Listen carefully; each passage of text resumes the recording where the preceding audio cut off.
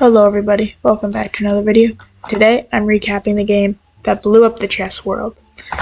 Magnus Carlsen versus Hans Niemann, also known as the cheating game. So it started with d4, knight f6, c4, and then pawn to e6. Knight c3 was then played, and then after this, bishop b4. This is a very common opening. I believe it is called the Nimzo Indian.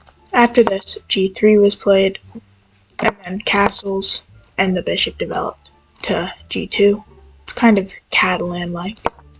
d5 was then played, and then a3, kicking out the bishop. Bishop takes back with the pawn, and then Hans then gobbled up the c4 pawn. You could say exploding the board. c4. I think I've made that joke in like 4 of the last 5 videos. It's done. And then knight f3 was played, just developing a knight. And then pawn to c5, attacking the center. Magnus then castled, and Hans took the pawn on d4. Queen takes, but instead of taking back with the queen, Hans plays knight c6, attacking the queen. Apparently he had this all prepared, which is interesting. Pawn to c4 was then played, exploding the board. Okay. After this, e5 was then played with the idea of bringing the bishop in. Magnus then pinned the knight to the queen with bishop to g5. And after this, Hans played h6, trying to kick out the bishop. But instead, Magnus played rook fd1, which was his first mistake of the game. This is attacking the queen. However, bishop e6 is played, attacking Magnus's queen. After this, the queens get traded off with rook takes d8 and bishop takes c4. Yeah, I'm not even gonna say it. And then after this, Magnus then takes the rook in the corner, and Hans obviously recaptures with his rook on f8. After this, Magnus trades off his bishop for a knight, and Hans' pawns are now doubled on f6. It is a pretty equal 0.19 for Hans. King f2 is then played, protecting this pawn. It isn't the best move, and as you can see, it is now 0.42. It is slowly growing. Rook d8 was then played, which takes the open file, and then king to e1, protecting this square so you can move your knight. Knight to ace5 was then played, just rerouting. And then rook to d1 was played with a hope of trading off the bishop, so this can just go into a draw.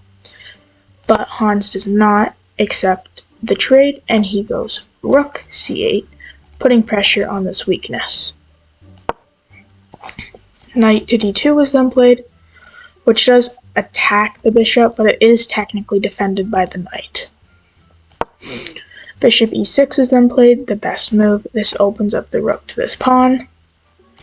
Magnus chucks the pawn away with c4. This is just going for activity. Takes with the bishop, Magnus takes back with the knight, and the knight is captured by the rook. Magnus then went check, and then after this, king to g7 was played, and Magnus played bishop d5. This is attacking the rook, and this pawn could be attacked in the future. Magnus goes rook to c7, avoiding this, which would have been a pretty gnarly attack on that pawn. After this, Magnus attacked the a7 pawn. Hans pushed to a6, and it is now protected by the b7 pawn, so Magnus went rook b8. f5 was then played, which is, it's a nice idea, I guess. Rook to e8 was played, attacking this pawn, which is not defended, but it is pushed, so these pawns are looking awfully nice. To e4. And then Magnus makes an inaccuracy with pawn to g4. Why is this an inaccuracy? Rook c5 is now played, attacking the bishop. And then after the bishop goes to a2, knight c4 is played. So Hans technically doesn't, I guess, capitalize on the inaccuracy, but his advantage has grown ever so slightly. But point 5 is quite a bit in a classical game, especially at this level. a4 was then played, protecting the pawn. And after this, knight d6 was then played, and this is a lovely knight, attacking the rook, defending everything, like almost everything in the position. And rook to e7 was played, which is considered a mistake, but it is not capitalized on. The pawn is taken. However, it was just 0.5 and it is now 1.17, so it definitely has grown. Hans is also up 2 pawns. After this, Magnus played d7, which attacks this lovely knight. But e3, what a move. If takes, there is check. Your king can't move, you have to block. And then after takes, king takes, pawn takes f2, you can't defend. It is a stunning move. However, that is not what transposed. After this, knight e4 was played. And then king f1. And then check. And then king to g2 was played. And Magnus kind of forks the pawn and the bishop, but bishop just takes his pawn. It's threatening discoveries, but rook to e2 was played, taking a pawn with check. If he had gone to f1, Magnus that is, Hans would have played knight f2 check, which is defended, and just picked up the free bishop. Here is just not good intentions.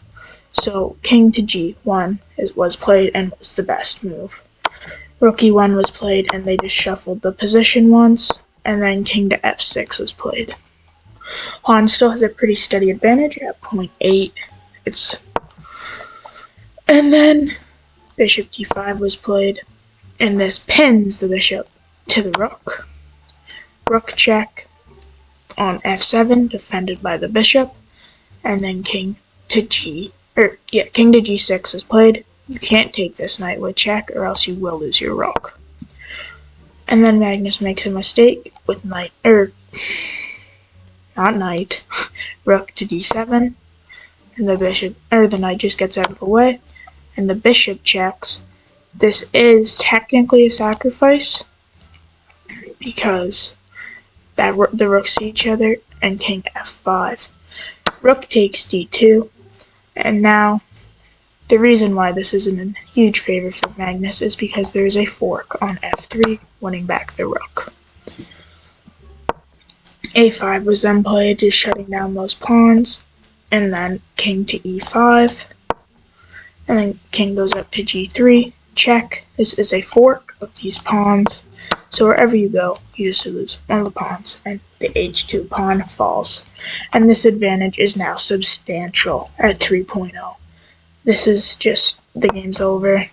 e4 is played, chucking a pawn. It's played. And the reason he chucked this pawn is so that his bishop could get in. However, if the king was here, the bishop could never go there. So that's the reason for the pawn sacrifice, but it's just too slow. Bishop to c8. And then Hans gets his knight back with knight f3. Bishop takes pawn, knight to e5, and after the bishop captures the a6 pawn, the knight gets back in time with knight to c6, and this pawn's going to fall, and it's just a 2-on-0, which is exactly what transposed. And then this knight is kind of trapped by this bishop, but the pawns are just thundering up the board with h5. The bishop, one last ditch effort, but it's over. h4, bishop d5, king e5, and in this position, Magnus Carlsen resigned, and then resigned from the tournament, and we had the big scandal.